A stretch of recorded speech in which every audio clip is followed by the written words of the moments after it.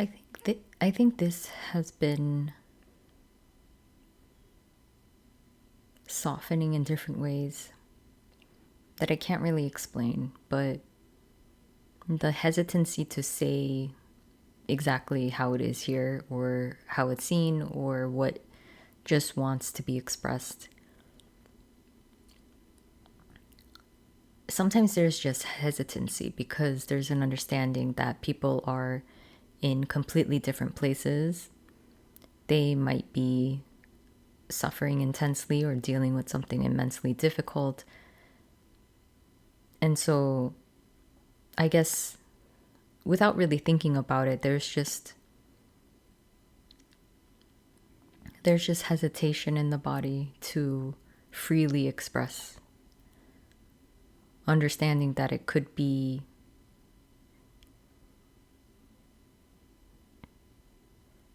interpreted in a way that's not helpful, depending on what's there. And like, that's just one example, I guess.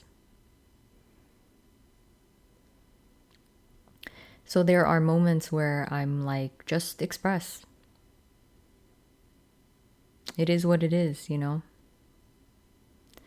And other times there is just a hesitancy, and that's not really a problem either. I don't see how one is the correct way of being anymore. And that is the same with a lot of things now. That's probably, in a way, one example of why that controlling energy has disappeared, because I don't know what's right and wrong. I don't really know what the right way of being is, the perfect way. You know, all of those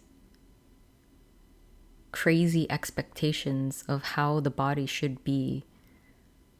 It should be this perfect way. That is a type of suffering that plagued this body, and I think most. It's sad. It's sad what the human body goes through. It's sad how complex it gets.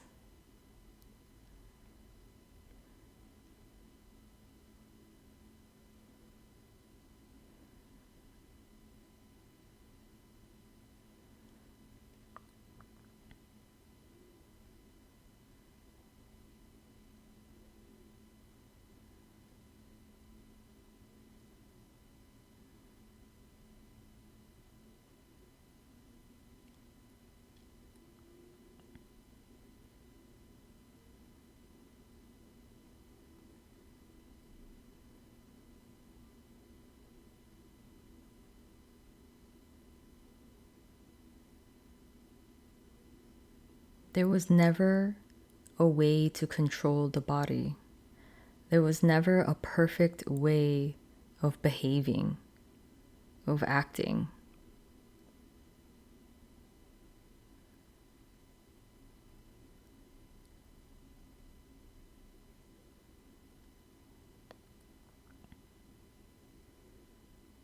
At times, when I think about the immense amount of control that's everywhere,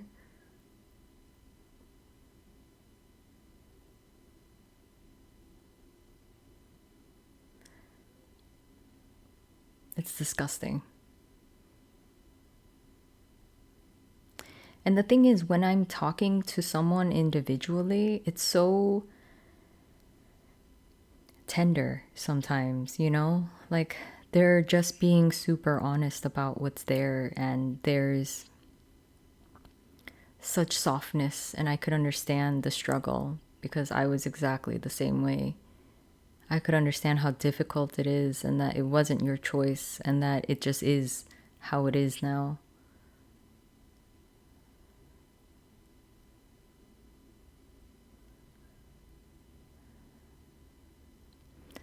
But sometimes when I see or think of humanity as a whole, like how controlling it actually is, there's just disgust. It's how it is. So I I wrote this thing. I think kind of based on that sort of sense of control.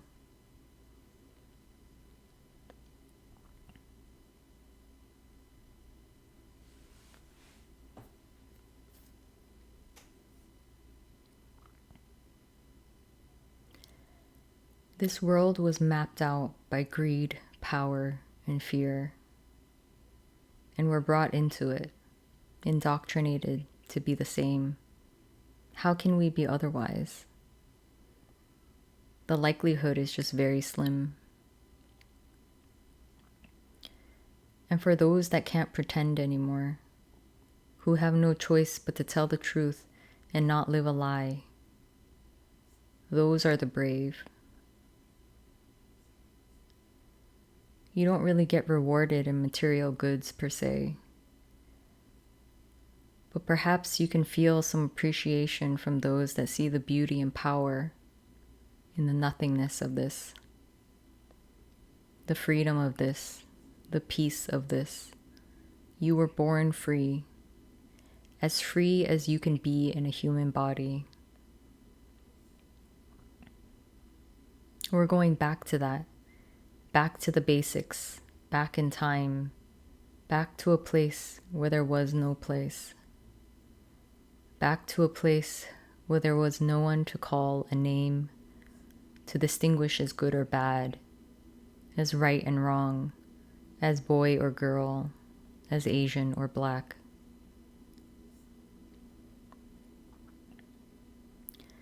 Back to something that has nothing to do with you. Back to an emptiness that is so clear, clear of any arrogance and knowing, free of any instruction or teacher, free of the burden of yourself and others.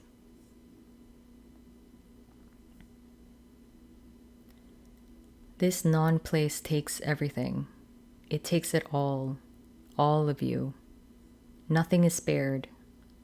And in that, it's seen that this is the greatest gift that can ever happen to a human body. Freedom from insanity.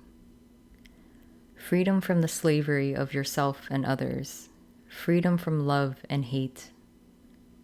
Freedom from it all.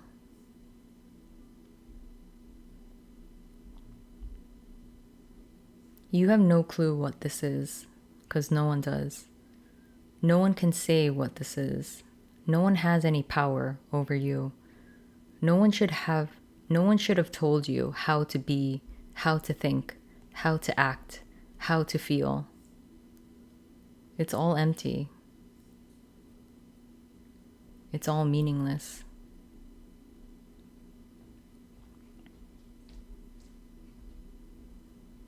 Only those that need control will try to dictate you, force you to see how they see, think like they think, believe what they believe, live like they live. That's the arrogance of the human species.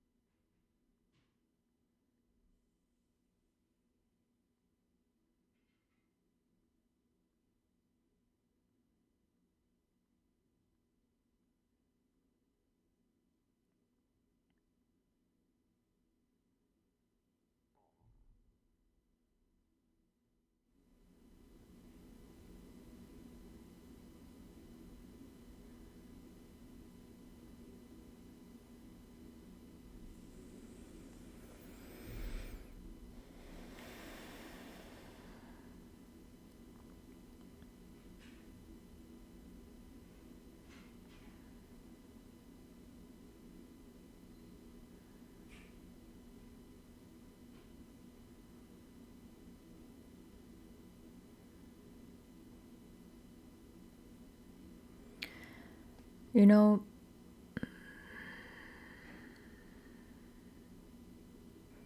things have never been seen this way before, so clearly.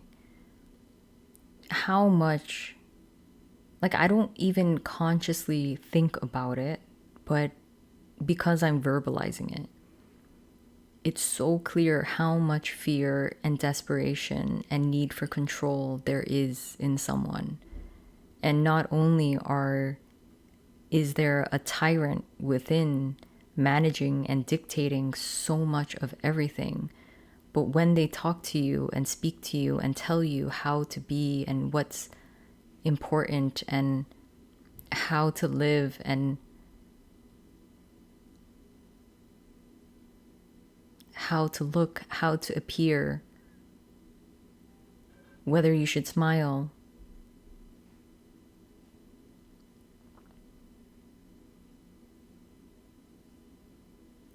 wanting you to laugh, wanting you to be happy.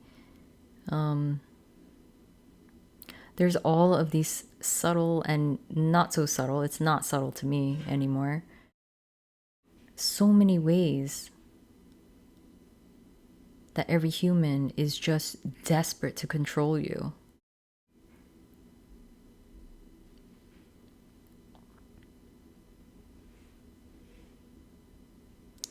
I mean, from this place, like, not to mention if you listen, I would never, because I can't. But if you listen to a spiritual teacher, it is disgusting how much control they think they actually have, how much knowing, how much dictating you that's happening. Desperation, all of it. So desperate. So desperate to fix the world or help.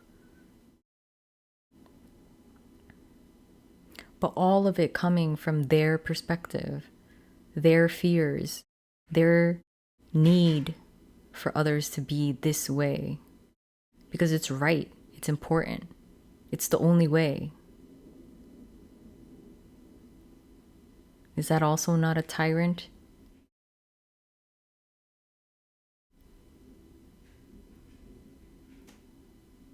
When you actually feel what that does to the body, when you actually unravel and you feel the subtle sense of not okayness, it's not subtle anymore, it's actually very loud and all pervasive. This feeling of, don't do that, don't be that angry, don't be that sad, don't be lazy.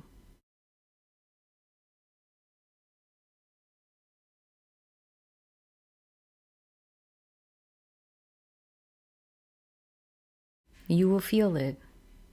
The less clutter you have around trying to desperately get what you think would have gotten you happiness, the less of those things that can be played out, the more you feel in the body what's been there the whole time but inaccessible.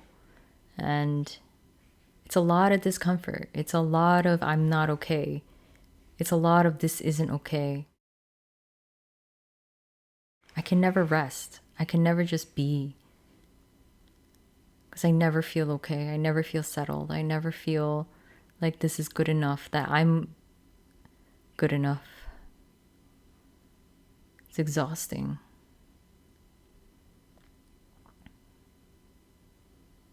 And so you see, it's the echoes and voices of all of humanity that have done that have instilled in that body this never okayness.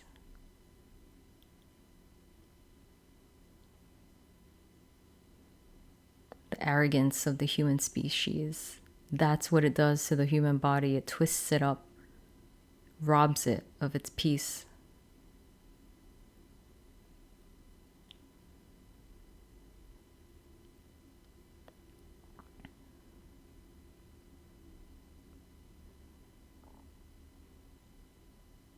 Whatever that mechanism is in the human body, it's so destructive.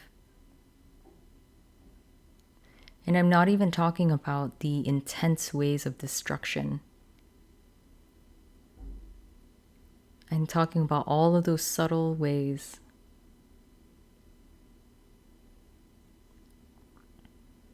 that we have been chained, imprisoned within ourselves, within the voices of those that echo in our mind.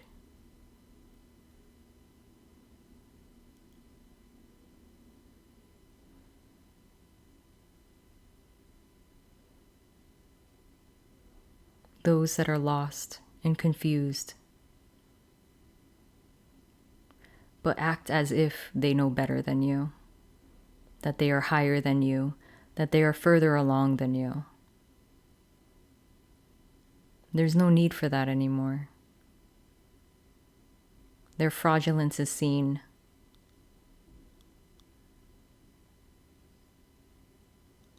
They are actually still living a lie.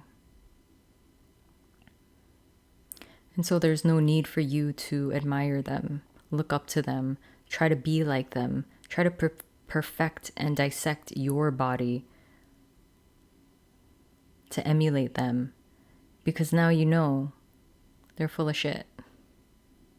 There's nothing there that's more special than you.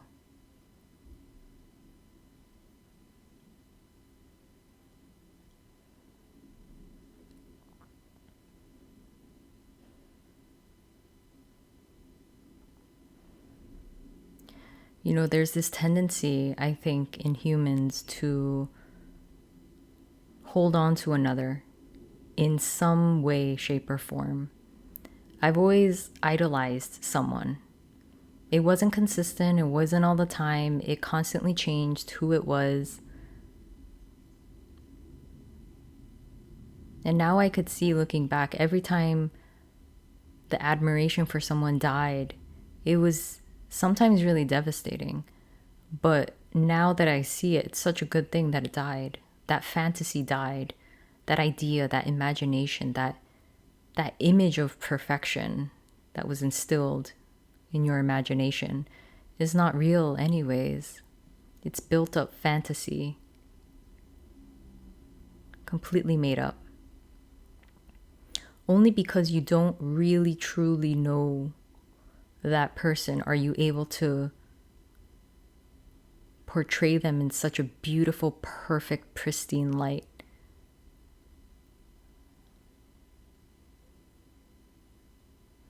Because nothing like that exists.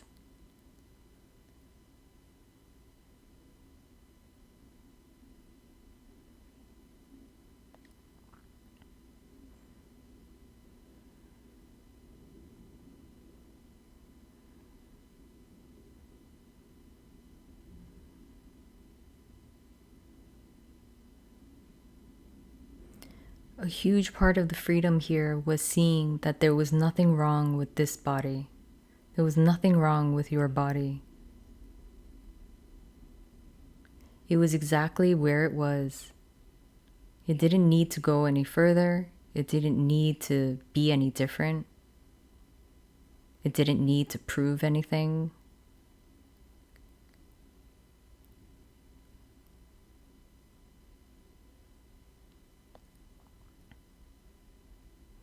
It didn't need to copy anyone, be a replica of someone. That was never your job.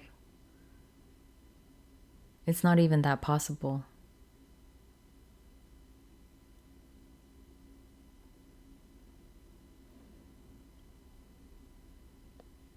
You're just meant to be you. And yes, I don't know what that means because I cannot define you. I cannot know you. I cannot solidify you. I cannot tell you who you are. You might think you're able to, but you too also don't know. It's a fluctuating non-thing. It constantly changes. Changes how it thinks, how it sees things, how it perceives things, the feelings, the emotions. What is stagnant there exactly? What is permanent? What is solid?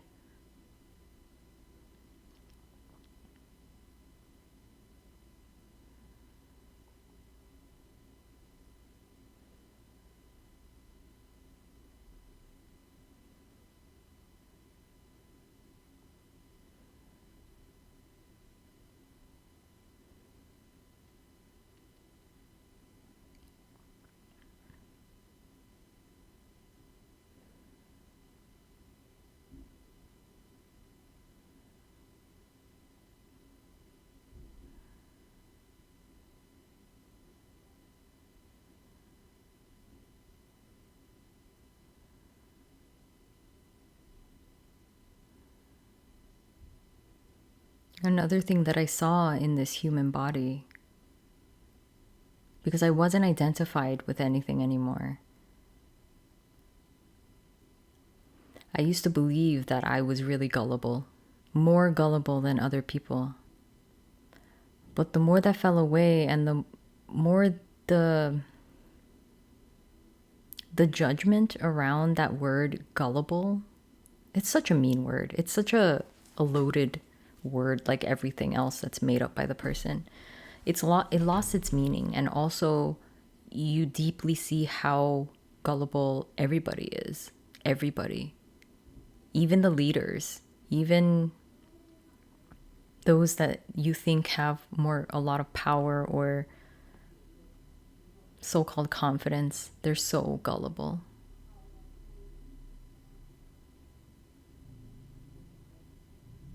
They are being swayed, for sure. They are idolizing someone, for sure. They themselves don't know who they are, what they are.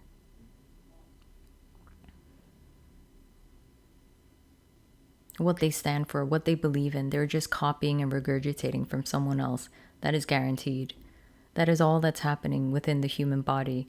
We are just a replica of a billion different things.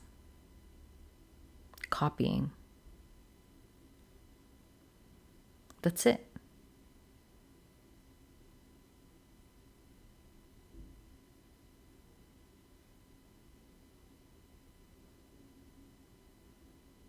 And then you think of AI. It's like AI is exactly the same. How is it that different from how flawed humans are?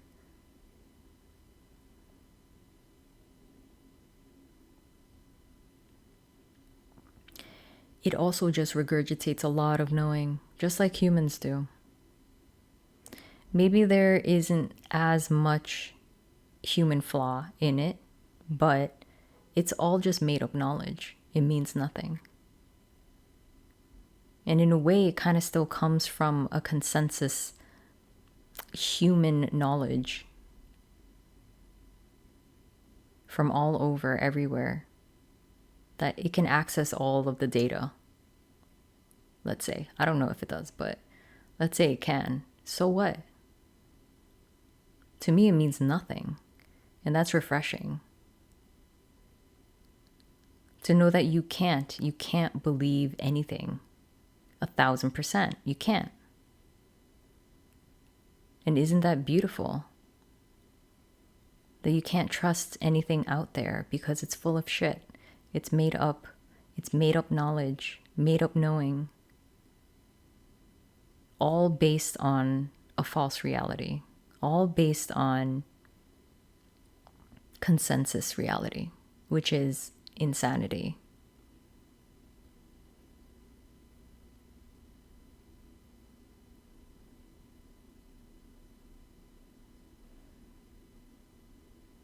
And so, yes, there is nothing and no one to trust. And I can say you can trust yourself, but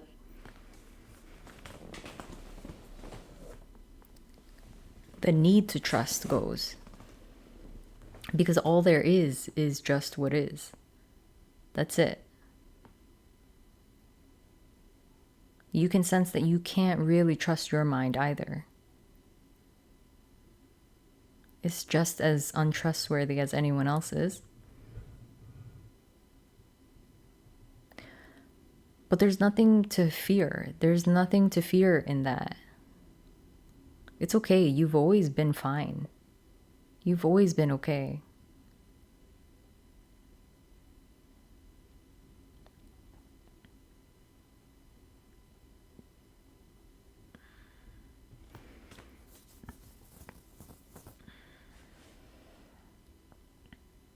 And that might not feel true. That's okay. That's completely fine. It's okay if you keep trusting others and believing others and following others. The habit or energy, the distrust in the body can be so strong that just happens. I guess I'm just saying that it is possible eventually that you see that you never had to trust anyone. You never had to give your power to anyone. That kind of sounds strange to say now because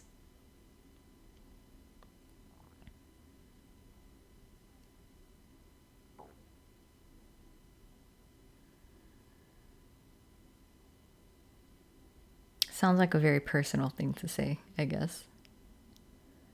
And that's not how I mean it at all.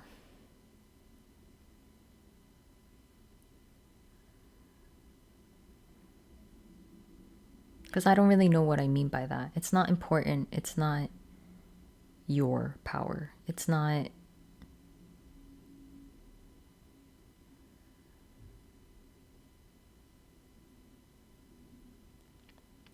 It's very subtle. It's very quiet. It's an undoing of going here and there and there and there and there.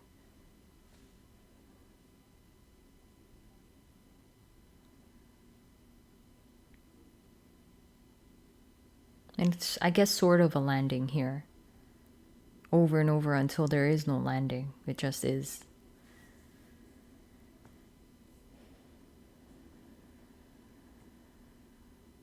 Anything I say does not make any sense. It doesn't make that much sense to me. I think I'm just trying to describe like a general sense of what seems to have happened here, but none of it is accurate. None of it does anything justice. Even that sounds like important, but it's not. I just, no word, no sentence, no story is remotely sufficient enough to describe anything.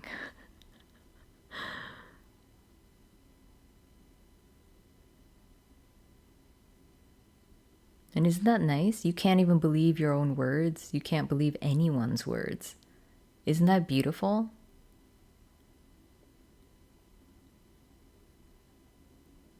How can you be controlled by anyone then? You don't trust their word. You don't trust anything. And it really isn't coming from a like a personal distrust and a personal fear of trusting. That has died. That has really died. And that had to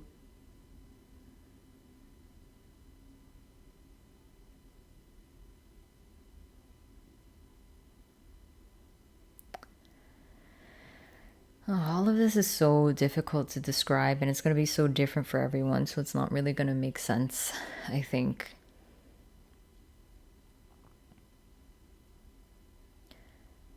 But it felt like in the death of me, like all of these aspects of me, there was nothing but trust. There was nothing but the body. There was nothing but what is. Nothing but that. So there was no need for trust. There was no belief in trust. There was no trying to trust. There was nothing. Just nothing. And then it was obvious. Not and then, but like from there it was so clear that you cannot trust a single word that comes out of anyone's mouth.